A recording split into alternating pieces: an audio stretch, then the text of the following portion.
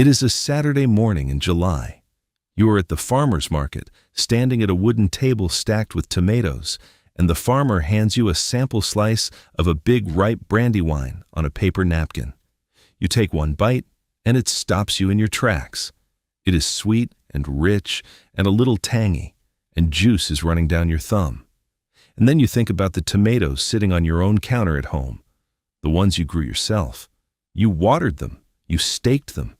You did everything the seed packet and the fellow at the garden center told you to do. And they are fine. They are better than the store, sure. But they are not this, and a little voice in your head says the same thing it says every summer.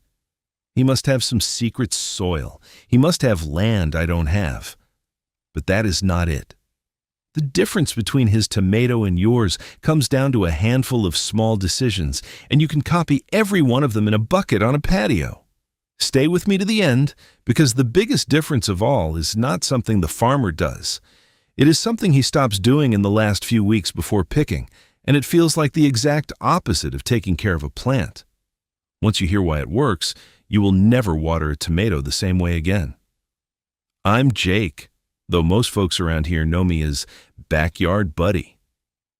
3 years ago, I was the guy who killed houseplants. I once killed a cactus, which takes real commitment. Then, a bunch of green onion roots I tossed at the trash can missed, landed in a glass of water on the counter and sprouted, and I have been growing food from kitchen scraps in containers ever since.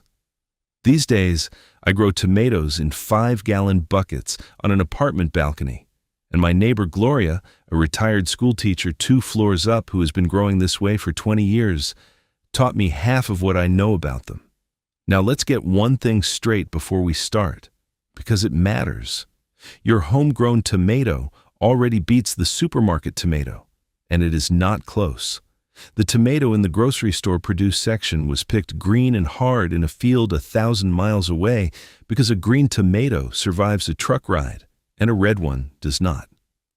It turned red in a warehouse and a refrigerated trailer, not on a vine in the sunshine. It was bred for thick skin and a long shelf life, and flavor was never really the assignment. So if your tomatoes beat the store, you already won that fight. The fight that stings is the other one. The farmer at the market is growing in the same state you are, in the same weather you have, and his tomatoes still run circles around yours.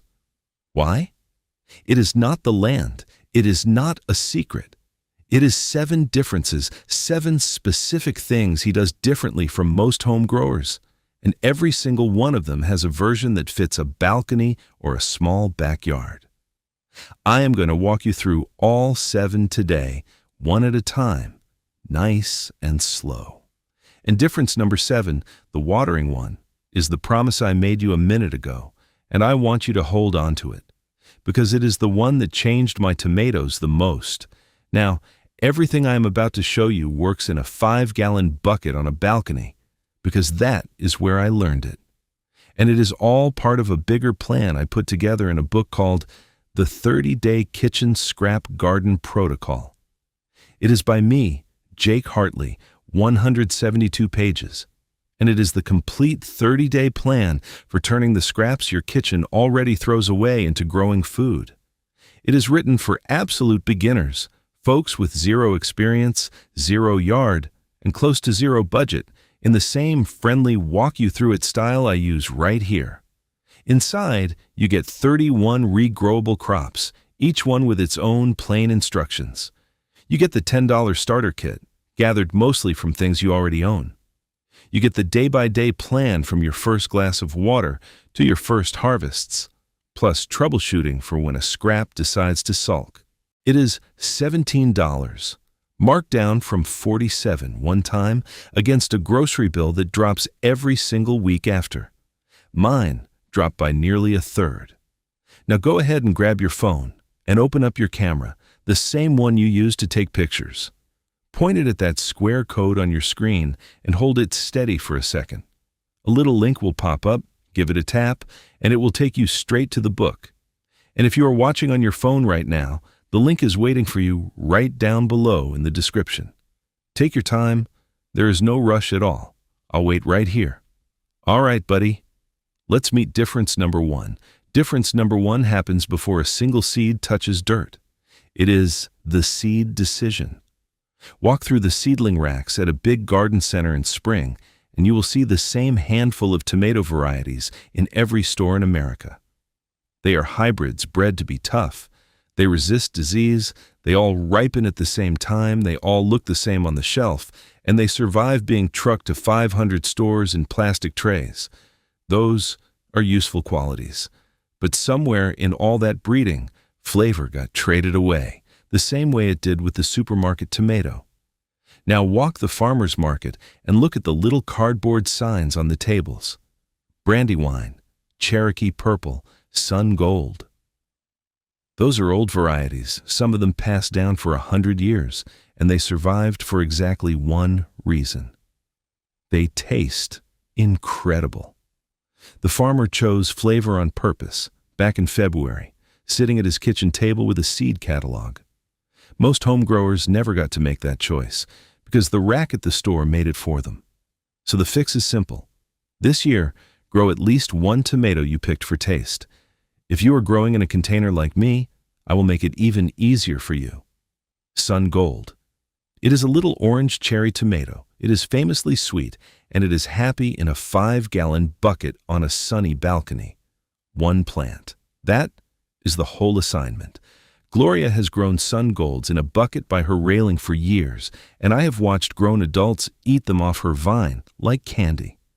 But the right seed only sets the ceiling. The next 6 differences decide whether you ever reach it. Difference number 2 is the sun, and I know you have heard this one before, so let me put an actual number on it.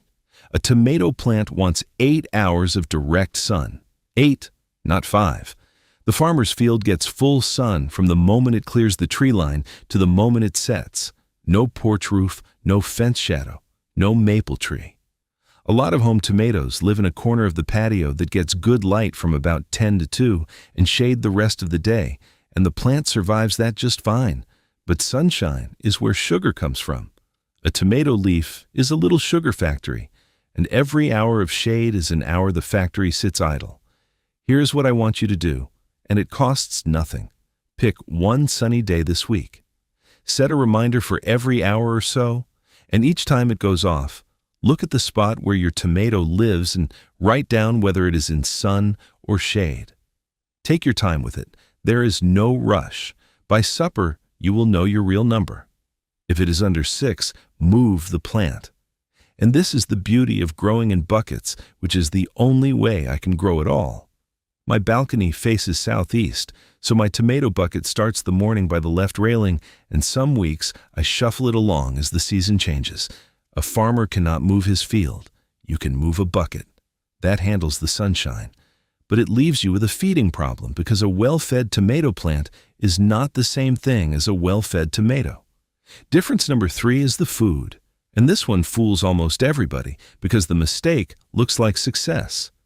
Go look at a bag of plant fertilizer and you will see 3 numbers on the front, something like 10, 10, 10. In plain English, the first number is nitrogen, and nitrogen grows leaves. The last number is potassium, and potassium is what the plant uses to build fruit and move sugar into it. Most home growers buy one all-purpose bag in May, high in nitrogen, and feed the same thing all summer long. And the plant loves it. It turns into a gorgeous, dark green, 5-foot bush, and the grower feels like a champion.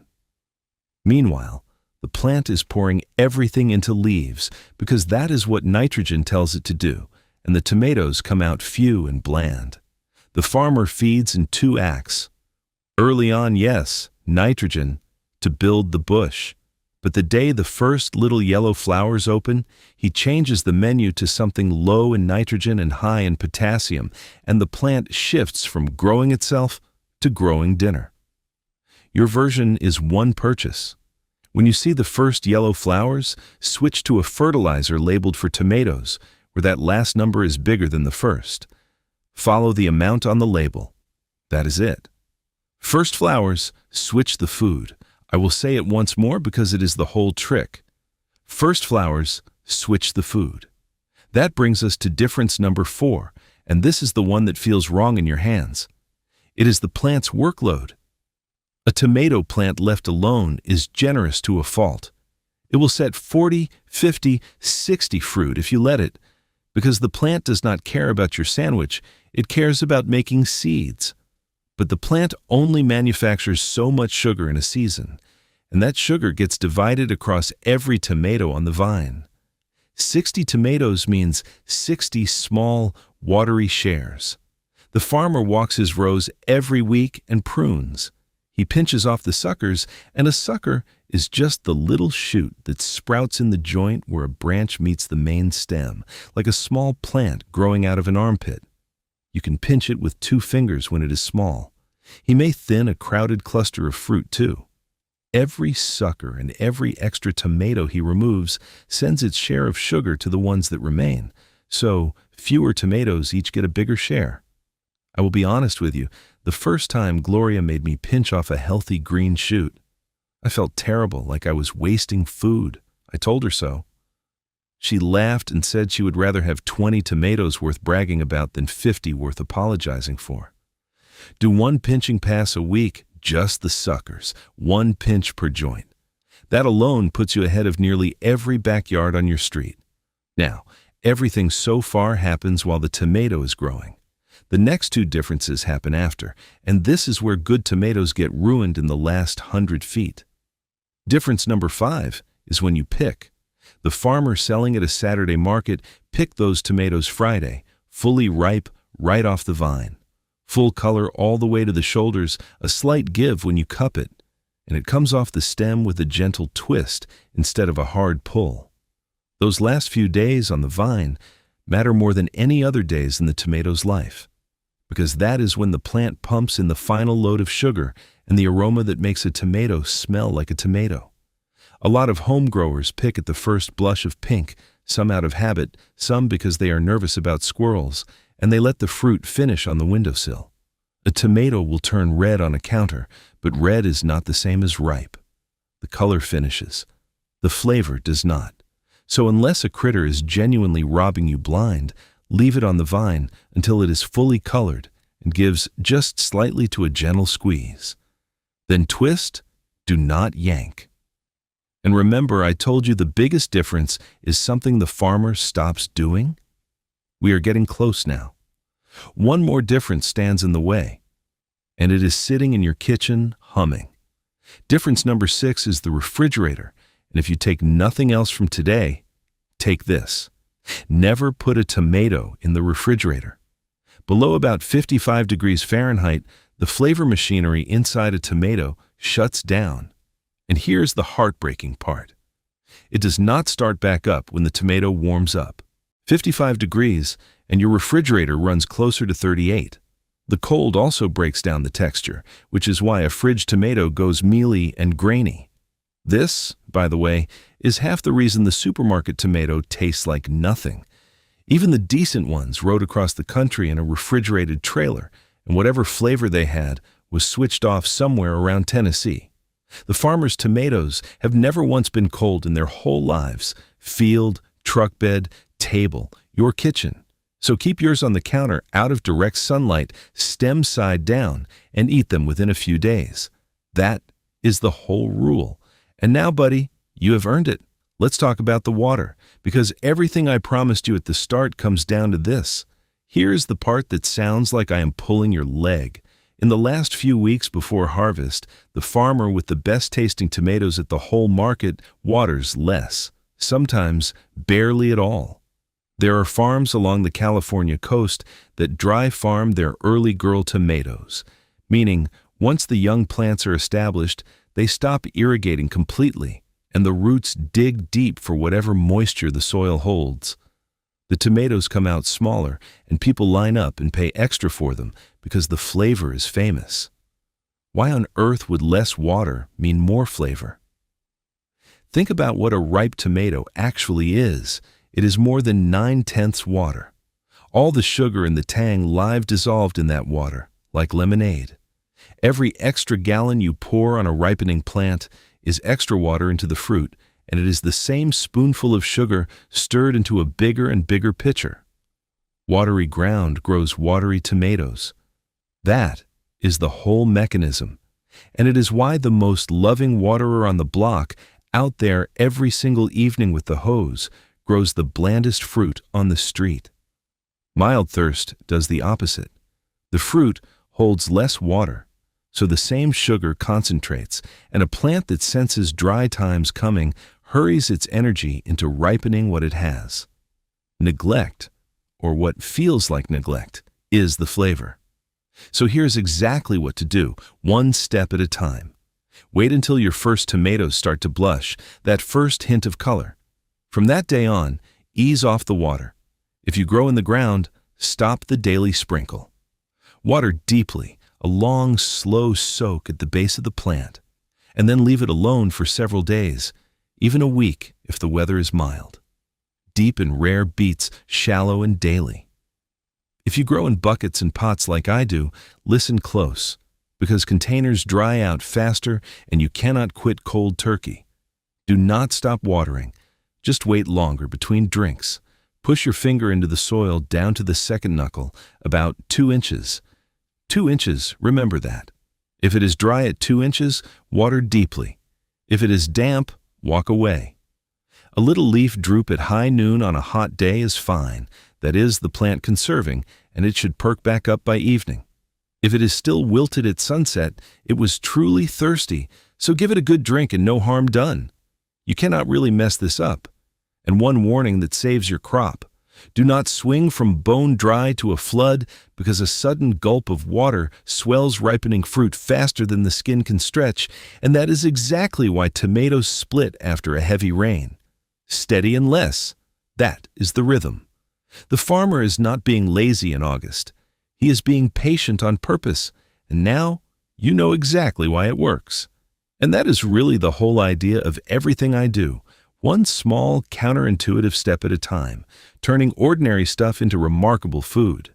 The book walks you through 31 crops exactly this way, day by day for 30 days, starting with scraps that are in your kitchen tonight, with the $10 starter kit and plain troubleshooting for when something sulks.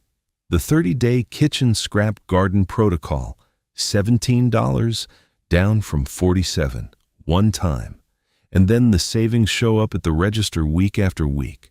Now, go ahead and grab your phone and open up your camera, the same one you use to take pictures. Point it at that square code on your screen and hold it steady for a second. A little link will pop up, give it a tap, and it will take you straight to the book. And if you are watching on your phone right now, the link is waiting for you right down below in the description. Take your time. There is no rush at all. I'll wait right here. So that is the farmer's tomato in one sentence, buddy. Flavor seeds, 8 hours of sun, switch the food at first flower, pinch the suckers, pick fully ripe, never the refrigerator, and ease off the water once the fruit blushes. Now tell me in the comments what state you are in, and how your tomatoes did last summer, the good, the bad, and the watery. This is a no-judgment balcony. I was the cactus guy. I read every single one. And come back for the next video, because I am going to show you how one slice of a store-bought tomato, laid flat on a little dirt, turns into a dozen free tomato seedlings, and why the ugliest, most overripe tomato in the basket actually grows the best ones. Don't throw it away. Grow it. I'll see you next time, buddy.